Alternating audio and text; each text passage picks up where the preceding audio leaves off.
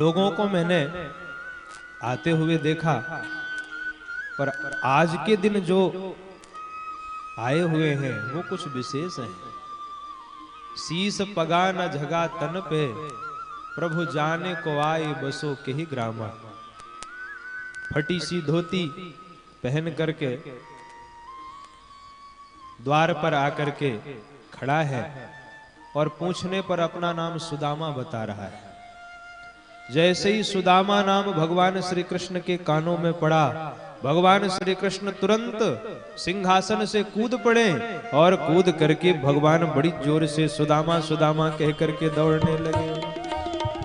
भगवान दौड़ रहे हैं, पादुका पहनना भी भगवान भूल गए हैं और सारे सभा के जितने भी लोग हैं सब आश्चर्यचकित हो गए कि कौन महान विभूति आ गई जिसके लिए आज भगवान नंगे पांव दौड़ रहे हैं। पीतांबर पहनना भगवान भूल गए हैं और दौड़ करके भगवान ने सुदामा जी को हृदय से लगा लिया। बोल भक्त वत्सल भगवान की जय। सुदामा जी को हृदय से लगाए भगवान। भगवान के नेत्रों से प्रेमाश्रु बरस रहा है और दोनों मित्रों ने एक दूसरे को गले लगाया। भगवान श्री कृष्ण सुदामा जी महाराज को लेकर के महल के भीतर आ रहे हैं। जैसे ही भगवान सुदामा जी को लेकर के भीतर आए, सुदामा जी के गले में गलबैयां डाले। भगवान को जब सभासदों ने देखा तो सारे सभासद एकटक भगवान को निहारने लगे। धन्य है प्रभु की माया, कैसी इनकी विचित्र माया है। अरे आज तक एक से एक ब्रह्मादिक देवताओं को आते देखा, लेकिन जितने देवता आए सबने आके भगवान के ही चरणों में शीश झुकाया है। पर ये कौन महान विभूति आ गया आज जिसको भगवान स्वयं हृदय से लगा करके लेकर के आ रहे हैं। भगवान सुदामा जी महाराज को लेकर के आए और भगवान सुदामा जी से को जबरन अपने राज सिंहासन पर आरूढ़ करते हैं। सुदामा जी बैठना नहीं चाह रहे हैं, लेकिन भगवान जबरदस्ती उनको अपने सिंहासन पर बिठाल रहे हैं। किसी प्रकार सुदामा जी महाराज बड़ा संकोच करते हुए भगवान के सिंहासन पर बैठ गए। सुदामा जी तो बैठ गए सिंहासन पर और भगवान श्री कृष्ण उनके चरणों के पास बैठ गए। सुदामा जी के चरणों को भगवान श्री कृष्ण ने अपने हाथों में लिया और जैसे ही भगवान ने पादतल पर अपना हाथ रखा, अनगिनत कांटे लगे हुए नजर आए सुदामा जी के चरणों में। भगवान श्री कृष्ण ने रुक्मिणी जी को कहा, देवी पानी लेकर के आओ। रुक्मिणी जी पानी लेने के लिए दौड़ी और रुक्मिणी जी भी दौड़ तो रही हैं, पर सोच रही हैं कि कौन ये अवधूत आ गया जिसके आने पर आज भगवान मुझे ही आदेश दे रहे हैं, मुझे ही पानी लेने के लिए भेजा जा रहा है। रुक्मिणी जी तो पानी लेने के लिए दौड़ी, पर भगवान सुदामा जी का चरण अपने हाथ पर रख करके और जब भगवान उनके चरणों में लगे हुए कांटे को निकालते हैं तो कांटे के साथ रक्त भी निकलने लगता है। कांटे के साथ रक्त भी निकल रहा है। भगवान को इतनी दया आई कि भगवान सोचने लगे कि इस महापुरुष के चरणों को मैं किस जल से प्रक्षालित करूं। संसार में सबसे पवित्र अगर कोई जल है तो वो गंगा जल है, और गंगा जल भी तो मेरा चरणोदक है। तो अपने ही चरणोदक से मैं इस महापुरुष के चरणों को धोऊं, वो ठीक नहीं होगा।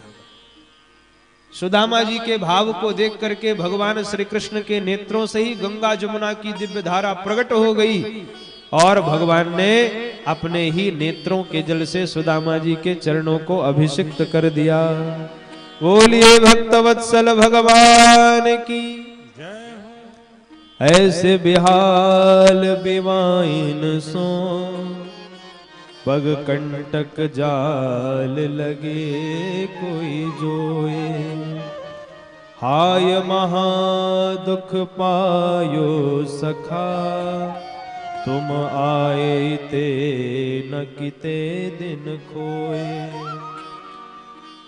देखि सुदामा की दीन दशा, करुणा करिके करुणा निधि रोए। पानी परात को हाथ छुयो नहीं, नैनन के जल सो पग धोए।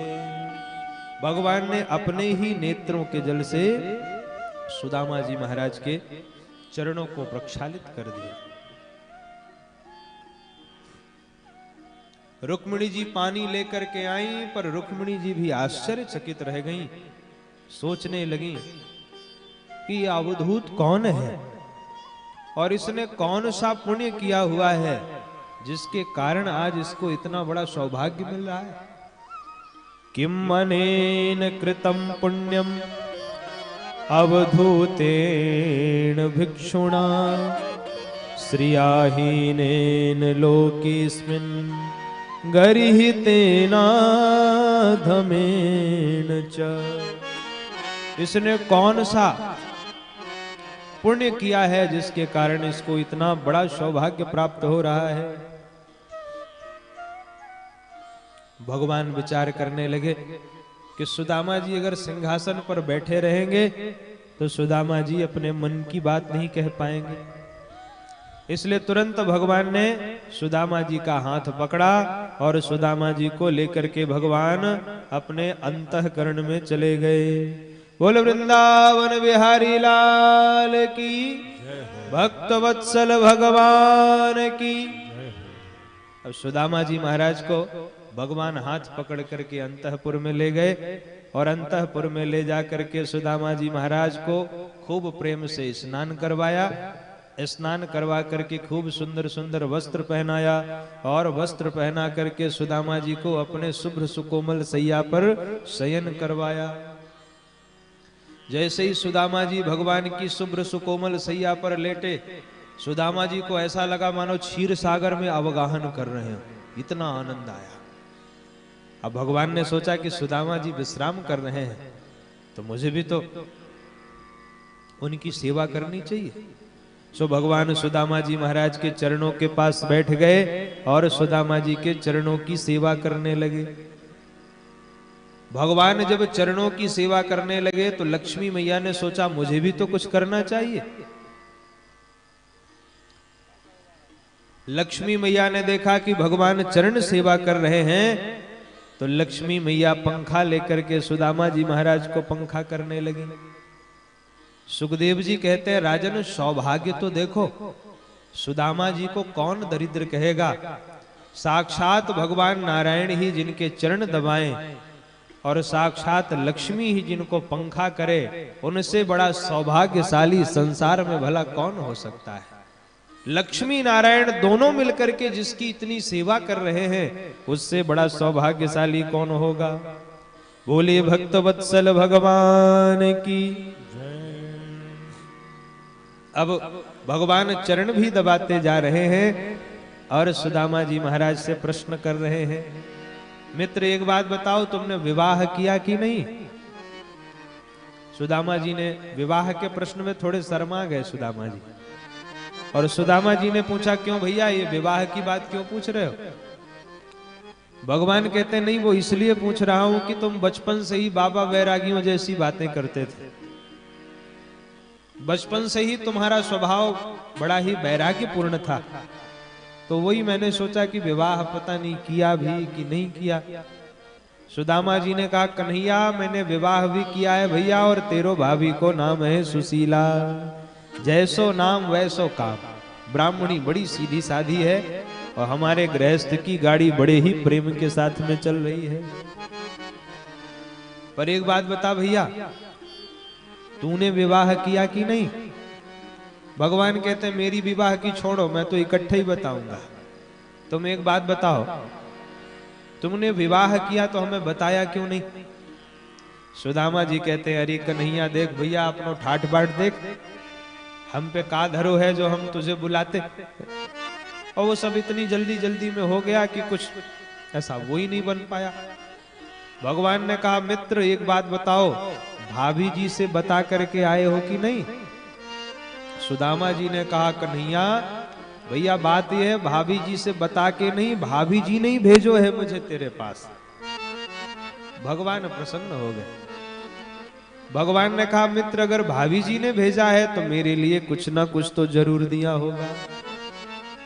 अब सुदामा जी महाराज सोचने लगे कि मेरे पास 4 घर के 4 मुट्ठी चावल और इसका इतना ठाठ बाट, अगर 4 घर के 4 मुट्ठी चावल हम इसको दे देंगे तो लोग क्या कहेंगे कि इतने बड़े चक्रवर्ती सम्राट का मित्र इतना गरीब है, तो मेरे कारण मेरे मित्र का हंसी हो मजाक हो वो ठीक नहीं है। सुदामा जी ने कहा, अरे भैया हमारे पास क्या रखा है जो हम तुम्हारे लिए लेकर के आते।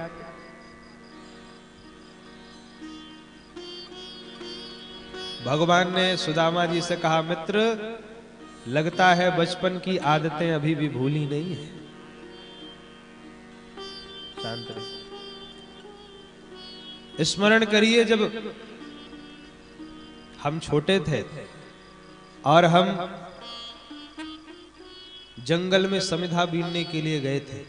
सुदामा जी ने कहा, अरे भैया उस रात को कौन भूल सकता है, कितनी भयानक रात थी। सारी रात आंधी तूफान आती रही और सारी रात्रि हम सब लोगों को वहीं पर बिताना पड़ा। और रात्रि व्यतीत करने के बाद प्रातः काल हम लोग जब आए, भगवान ने कहा, हाँ मित्र, और ये भी तो याद होगा कि उस रात में तुम्हारे दांत कैसे कटकटा रहे थे ठंडी के मारे। सुदामा जी ने सोचा, राम राम, ये तो कुछ और ही पोल पट्टी खोलबो वाले हो भैया। सुदामा जी ने कहा, अरे कन्हैया वो सब पहले की बातें थी भैया, जाने दे सब।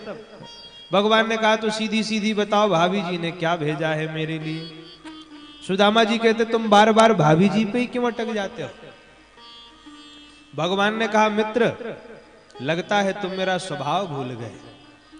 मेरा तो स्वभाव है, पत्रम पुष्पम फलम तोयम यो में भक्त्या प्रयक्षति। भगवान कहते हैं, मित्र तुम चाहे मुझे पत्र अर्पित करो, चाहे पुष्प अर्पित करो, चाहे फल अर्पित करो, चाहे जल अर्पित करो, बस शर्त एक है कि उसमें भक्ति होनी चाहिए। भगवान ने जब कहा पत्रम तो किसी पत्र का नाम नहीं लिया कि बिल्व पत्र की तुलसी, नहीं, नाम दे देते और मान लो आप जहां रहते हो उस स्थान पर वो न मिलता, इसलिए किसी पत्र का नाम नहीं दिया। पत्रम पुष्पम, भगवान ने किसी पुष्प का नाम नहीं दिया कि कमल का फूल चढ़ाओ कि गुलाब का फूल चढ़ाओ, जो सहजता से मिल जाए। पत्रम पुष्पम फलम, भगवान ने किसी फल का नाम नहीं लिया कि आम चढ़ाओ कि अंगूर चढ़ाओ कि केला चढ़ाओ, जो सहजता से मिल जाए। और भगवान कहते हैं अगर पत्र पुष्प फल न हो तो कम से कम जल तो अर्पित कर सकते हैं। पत्रम पुष्पम फलम तोयम, बस शर्त यह है कि जो भी प्रदान किया जाए वो भक्ति के साथ प्रदान किया जाए। सुदामा जी कहते हैं, देख भैया तू लाख प्रवचन कर, जब कुछ लेके ही नहीं आए तो कहां से देंगे। भगवान ने कहा, मित्र हम देख रहे हैं तुम जब से आए हो एक हाथ को दबा करके बैठे हुए हो, क्या बात है। सुदामा जी ने कहा, देख भैया इन हाथों में थोड़ा दर्द हो रहा है, लेकिन भैया इन हाथों से तो दूरी बना के रखना, वो थोड़ी यात्रा की थकान है इसलिए हाथों में थोड़ा दर्द हो रहा है। भगवान ने कहा, रे मित्र तुम्हारे हाथों में दर्द हो रहा है और मैं बेकार में ही पैरों को दबा रहा हूं, ले आओ अपने हाथ को इधर। सुदामा जी पीछे भाग रहे हैं और भगवान उनके हाथों को पकड़ के खींच रहे हैं। अंत में भगवान ने जैसे ही सुदामा जी के हाथों को खींचा पकड़ के, तो कांख में दबी हुई पोटली धड़ाम से नीचे गिर गई और सुदामा जी के चावल भगवान को दिखाई पड़ गए। भगवान ने तुरंत चावल की एक मुट्ठी बनाई और एक मुट्ठी भगवान ने तुरंत उस चावल का पान कर लिया, और चावल को खाते ही भगवान ने मानो एक लोक की संपत्ति सुदामा जी महाराज को प्रदान कर दी। दोबारा भगवान ने दूसरी मुट्ठी चावल लिया और जैसे दूसरी मुट्ठी चावल खाने लगे, रुक्मिणी मैया ने हाथ पकड़ लिया। क्यों हाथ पकड़ लिया? बोले इसलिए हाथ पकड़ लिया कि सरकार क्या आप सब दे करके स्वयं सुदामा बनने का विचार है क्या? एक लोक की संपत्ति तो दे ही दिया है, अब सर्वस्व प्रदान करके स्वयं सुदामा बनना चाहते हैं, अथवा तो रुक्मिणी जी ने इसलिए हाथ पकड़ लिया कि मानो रुक्मिणी जी कहना चाहती हैं कि महाराज ये एक संत है और संत के द्वारा लाया हुआ प्रसाद है, इस पर सबका अधिकार है, और आपकी रानियां भी हैं 16,108। अगर एक एक रानियों को एक एक दाना भी देंगे तो भी ये खत्म हो जाएगा, इसलिए आपने प्रसाद ले लिया, अब हमारे लिए छोड़ दीजिए। ऐसा भाव समझ करके रुक्मिणी मैया ने भगवान को रोक लिया। भगवान बड़े प्रसन्न हुए और भगवान ने कहा एक बात बताओ महाराज, भाभी जी ने इतना सुंदर हमारे लिए भेंट दिया, कोई संदेशा भी दिया है क्या? सुदामा जी को याद आया, हाँ हाँ कन्हैया तेरी भाभी ने एक संदेशा दिया था। क्या? 1 मास 2 पाख में 2 एकादशी होय, पर मेरे घर गोपाल जू नित्य एकादशी होय। भगवान ने जैसे ही सुना, भगवान के नेत्रों में प्रेमाश्रु भर आए और भगवान ने मानो मन ही मन सुशीला जी को उत्तर भेज दिया, होनी थी सो हो गई, अब नाए सो होय, भाभी तेरो भवन में नित्य द्वादशी हो। भगवान ने तुरंत मन ही मन संकेत कर दिया, भाभी जी आज के बाद एकादशी समाप्त, अब नित्य द्वादशी ही द्वादशी आपके घर में मनेगी। भगवान परम प्रसन्न हो गए। देखो देने वाले तो भगवान ही हैं, पर देते हुए दिखाई नहीं पड़ते। तुझे देते नहीं देखा पर झोली भरी देखी। भगवान देते हुए तो दिखाई नहीं देते, पर झोली हमारी अपने आप भर जाती। कैसे? बोले जैसे घन श्याम, ये जो घन है माने बादल है, ये रात्रि में कब बरस करके चले जाते हैं हमें पता चलता है क्या? प्रातः जब हम उठ करके देखते हैं तो पानी ही पानी दिखाई पड़ता है। इसी प्रकार हमारे कृष्ण भगवान भी तो घनश्याम है। जैसे ये बादल बरस के चले जाते हैं दिखाई नहीं पड़ता, ऐसे ही भगवान की कृपा की बरसात भी होती है, वह भी हमें दिखाई नहीं पड़ता है। रहीमदास जी महाराज थे, वो जब भी किसी को कुछ दिया करते थे तो सिर झुका लेते थे।